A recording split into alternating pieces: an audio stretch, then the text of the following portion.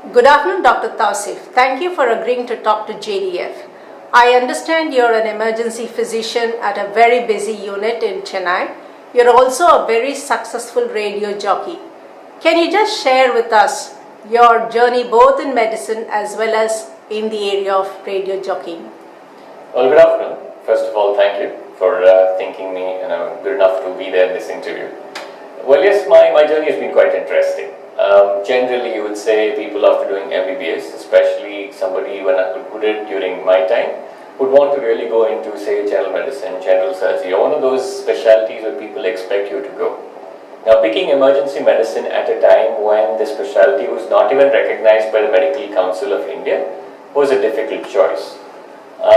And I thankfully managed to join a hospital. There's a hospital where I still work, Sundaram Medical Foundation, where emergency medicine was considered important, and they had a devoted department for it, and also quite encouraging seniors to guide.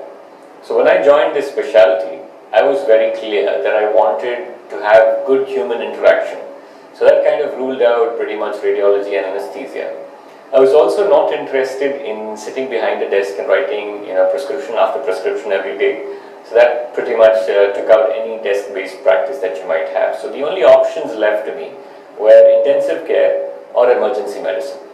Now again, in intensive care, it can be a little morbid because you're definitely going to see only patients who are sick and you work with them over the next 2-3 days. Emergency medicine, on the other hand, is very exciting. What can walk in through the door next is very unpredictable. So that is the one that I wanted, with the adrenaline rush which is there. People quite often ask me, what is emergency medicine? And I tell them the Tamil film analogy where, the hero's entry. So there is this storm raging, something's happening and everybody's getting scared and running away, and then the car comes and stops and this hero gets down and he's very calm and he says, I can take care. So I tend to think of emergency medicine like that. So there's somebody's on the verge of having a life-threatening illness, and you walk in and say, it's all right, I'll take care, don't worry about this. So that is what emergency medicine to me is all about. Of course, we see the entire gamut, right from somebody who's fighting for their life to somebody who might have an itch in the middle of the night and come and tell you, doctor, I have this itch, it's not going away. But you still have to take all odds that come and take the good with the bad. But it definitely is an exciting life to be an emergency physician. So that's what I think about emergency medicine. So how did radio jockeying happen? That's another interesting thing. Now, what really happened was, now when I was in school, I studied in this hostel, Crescent Residential School in Mandalore from 8th standard to 10th standard, that's where I was. And they focus a lot on culturals or extracurricular activities. So that's where I picked up my interest in elocution and then participating in culturals. That translated to becoming a comparer in college. When I went there, I was the cultural secretary. And more often than not, I'll have to announce the programs and talk to people and so on. And the voice helped. When I started doing elocution, there was no voice. But as I grew, thankfully, I had this baritone which came in and it helped. And that translated, went on into in my MD. When I was doing this in Ramchandra Medical College, I was doing my MD in emergency medicine between 2006 to 2009. We organized the National Conference on Emergency Medicine. I was part of the organizing committee. And I also took up the job of being the MC there, the Master of Ceremonies for the whole conference. Well, luckily for me, or coincidentally, there was this person who was there in the audience. And she knew that there was this new radio station called Chennai Live 104.8 FM, which was going to get launched in Chennai. And this is in 2007 November. And she walked up to me and said, there's this new radio station, why don't you try? I laughed it off. I said, I'm a doctor, I'm a postgraduate, I don't have time for this. 1 month later, she comes back, she says, I gave you a number, you didn't call, you have to call. She makes me call, I went for the audition. At the audition was this gentleman named Nilandri Bose, who is considered the grand old man of radio in Chennai. And he looks at me and says, why do you think you can be a radio jockey? And I said, I don't think I can be a radio jockey. I am a busy doctor, I have time only on the weekends, and I've never done radio before. And he says, perfect, you're just the guy for the job. I said, what? And he says, see, if I give you convenient timings, you will not leave my station and go. And I stayed with them for the next 6.5 years.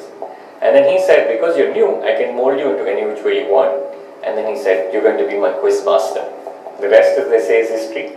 For the next 6.5 years, I did weekend shows for Chennai Live 104.8 FM, where we did this extremely popular quiz show. And we people still ask me why I don't do that quiz show anymore. But fate comes calling, and I was asked to do the evening show, and right after Niladri quit the evening show, I started doing a daily show. Now I straddle both worlds. I do a daily evening show, although I've shifted radio stations now, but again this has been a mark of the show doing well and people wanting me to move on to bigger things. So I'm now having to straddle two careers. It's quite a dream job being a radio jockey and at the same time making difference to people's lives. So that's an interesting life that you're leading. Now, could you tell something about how radio jockeying has influenced your outlook in medicine? Oh, wow, that's an interesting question, right? Now, as a doctor, and let's just be honest about it, whenever you go for a function or you meet some of your friends outside, what is the one thing you can talk about? Medicine. Hey, I saw this patient, this is what happened. That's what we talk about all the time. Well, when I got into radio jockeying, I mean, life just changed. I got delimited from the four walls of medicine. The boundaries to what I could do were limitless. I managed to meet Sachin Tendulkar, MS Dhoni. I could meet Amitabh Bachchan. I can meet Farhan Akhtar. So the movie stars, all the celebrities, big CEOs of companies. I could meet all of them, and that is the opportunity that came through with radio. And you have to be well versed in many different subjects when you are a radio jock, because you never know what topic the person talking to you is going to bring up. So you have to be prepared for that. And so now when I meet my friends outside, medicine is the last thing I talk about. And I'm very clear about it. I say, the moment they talk medicine, let's not talk shop. Let's talk something else. There's so many more things in the world. So yeah, it changed perspective. It broadened my view of things, perspective of things. It was amazing. It's been amazing, yeah.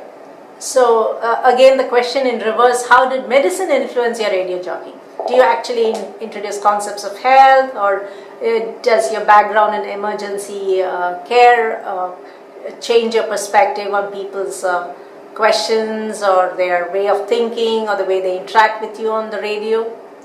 Well, I'm not sure about how much my knowledge of health helped me as a radio jockey. But one thing that medicine really helped when I'm there as a radio jockey is patience. I'm not talking about the ones who come to you for treatment. I'm talking about how calm and how ready you are to listen to people.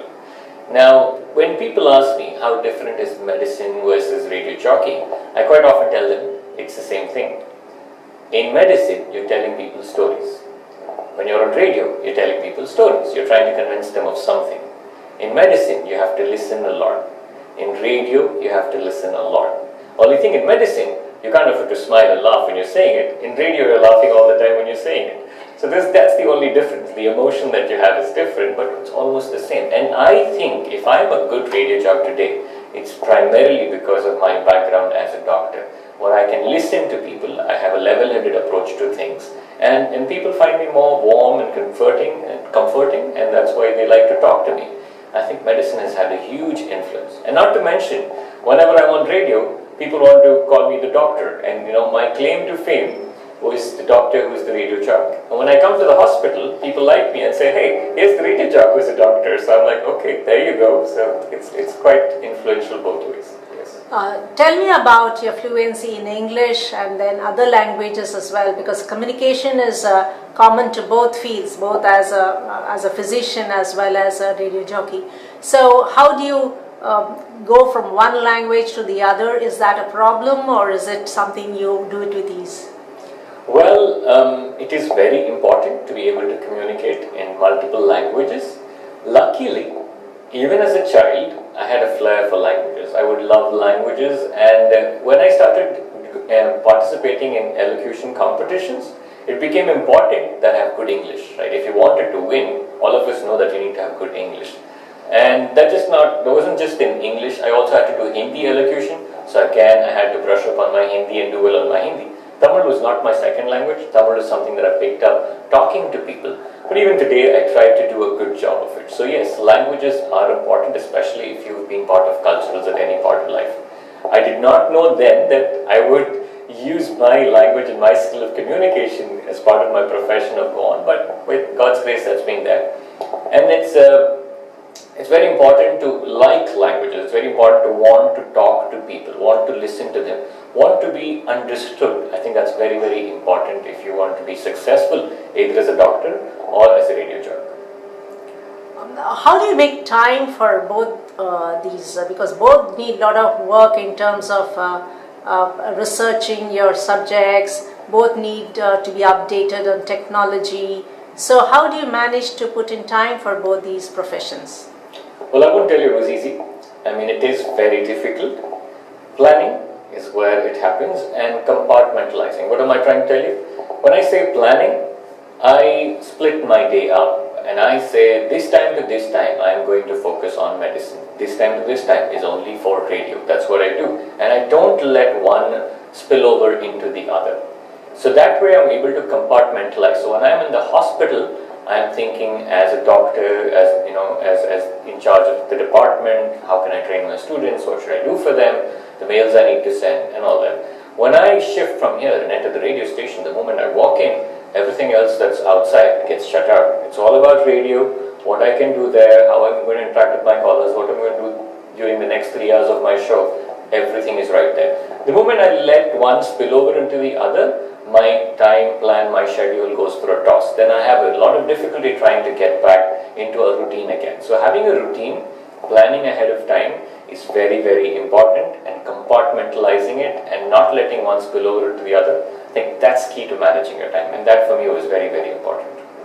Are there any ways where any young doctor who wants to get into radio jockeying can look for training? Absolutely. There are, right now in Chennai, there is this place called Academy of Radio Studies who regularly take in batches for training, and people can go there and hone their radio skills as to what they need to do. But that does not guarantee a job or a show on radio, right? Again, it depends on the radio station and the vacancy that they may have. What you need to do is walk in, tell them you're interested and this is your unique selling potential, right? Your USP is that you're a doctor, but not just being a doctor. If you can talk well and if you're able to interact well, I think you already stand at an advantage, because being well-read is very important to be a successful radio jockey or a media personality. Having a wide variety of ideas in your mind is very, very important to being able to entertain people. So yes, there are people who train. There's also Niladri Bose himself does these summer courses every year or so, and if he's doing it the next time, look out for it and you can get yourself trained. And these courses are shorter in case you're short of time, so that might help. Would it be far-fetched to say that being a good speaker can also help in your presentations in, say, conferences and communicating with people and teaching, and just not restricting to radio jockeying? Well, absolutely, and in my case that happened first before radio jockeying happened. I always used to teach, even as a kid when I was in 7th standard, 8th standard, and I used to teach my classmates. And then in college I translated, I would teach my batchmates, and then now I have my own students, so I teach them. So that happened first, and then that went on to being able to deliver lectures at conferences. And of course the radio jockeying adds to the persona, the fact that you're able to speak, and on a daily basis you're honing that skill, you're going on improving yourself, evolving as a better speaker. Only then that gives you consistency. You sustain your career only because of that. Influences, when you go to conferences, you change your presentations, the way you interact with audiences, how people relate to your talks, everything changes, because for you it's always about being understood. It's not about what you're going to talk or say or deliver, it's about how are they going to receive what you deliver. That's what you're always thinking about. So your perspective of how you give talks and how you speak to people completely changes. One of the issues that keep coming up when I interact with young doctors is that many of them do not actually are in touch with grassroots people. Like they live in a bubble, and they do not actually come across issues which most common people do handle. Is there any advice that you would like to give for them to improve their perspective and help them be more empathetic with patients? Absolutely. See, I mean, what our medical colleges lack today, and I'm sure I'm not qualified enough to give this advice, but what I seriously think they lack, my personal opinion simply, is that they do not teach us concern or empathy, as people put it. People kind of tend to think, what is empathy? I would define empathy as concern. Now, in other colleges, go on to becoming an engineer, you do your medicine, you do your schooling, you do your engineering, And then there you just taught a bunch of knowledgeable stuff. Then you work with inanimate objects, machines which are really not talking back or responding to you. A doctor cannot afford to have that kind of an attitude. When we do go through MBBS or medical college, we again look at patients as machines or textbooks that we're learning from. We're not understanding that these are people with emotions. They're coming to you thinking that you will do good for them or you will be able to help them. And that's a tremendous responsibility. When we lose connection or touch with that responsibility is when we don't have that empathy. We come in, we just want to do our job, okay, 9 to 5, you're finishing, you're leaving. Well, that's not what being a doctor is all about. To be a good doctor, what you need is concern. When I say concern, it's not just about concern for your patient coming in. There are two things or two kinds of concern that I always talk about to my students. The first one is concern for being able to solve that person's problem. So the patient is coming to you with a problem. Again, remember, most people tend to think doctors are healers. Well, I will tell you, doctors are people who remove barriers to healing. We don't heal. Healing happens by itself. God has given us, or nature has given us enough ability to heal. It's just that when there is an obstruction, it doesn't. So we remove the obstruction either by surgery or by removing the particle or removing the infection. So what we have to do is have concern to solve that person's problem. Are we going to make them feel better? That is the question. The other concern that I always talk about is concern for your own ability to solve that problem. And how will that happen? You read, you learn, you become a better doctor. Only then your ability to solve that problem will be solved. So you need concern. If you have concern for that person's problem and concern for your ability to solve that person's problem, nobody can stop you from becoming a good doctor. It's been wonderful talking to you. If you have any messages that you would like young doctors to think about, what would you like to say? Oh, well, the message simply would be, don't limit yourself by your thoughts.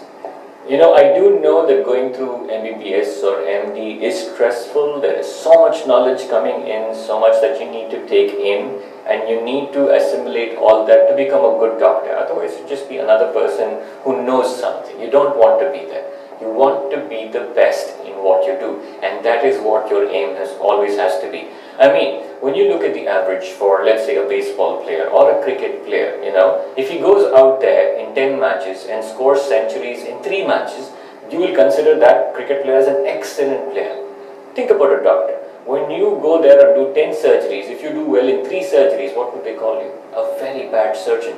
So our strike rate has to be really high. And for that, we need to be the best in what we do, right? So when you go through your training, be the best that you can be. Always compete with yourself. Remember, it's not the guy next to you that you're competing with, it's with yourself. Like Michael Schumacher or Sachin Tendulkar would say, the race is long, but in the end, it's with yourself. And that probably is the most important advice that I'd like to give you. Life starts at your post-graduation level. From there, you decide what you want to be. So make those 3 years of post-graduation count. Become the best you can be.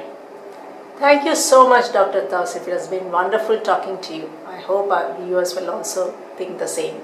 Thank you. Absolutely. Thank you.